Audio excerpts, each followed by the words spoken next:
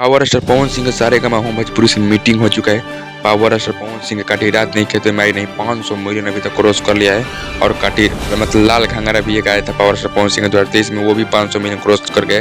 और power star Pawan Singh के फिलहाल में काल परसों एक सारेगामा होम भोजपुरी से मीटिंग था और उस मीटिंग के दौरान तस्वीर लिया गया, पावर स्टार पवन सिंह को सम्मानित किया गया। और पावर स्टार पवन सिंह के मतलब सारेगामा होम भोजपुरी अपने मतलब हर एक चैनल पर शेयर किया है कि पावर स्टार पवन सिंह जो है भोजपुरी में छोड़े ना, अब हिंदी में भी तबाही मचा रहे हैं। और इनको लेकर 2025 में बड़े बड़े प्रोजेक्ट हम लेकर आ रहे हैं।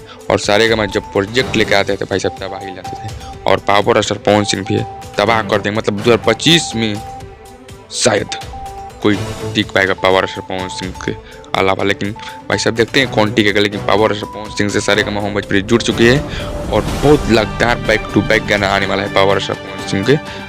जी हाँ, सारेगामा होम भोजपुरी से सारेगामा म्यूजिक से हिंदी में और भोजपुरी में दोनों में तबाही मचाएंगे आपके बार पावर स्टार पवन सिंह। चलिए मिलते हैं कुछ अपडेट लेकर।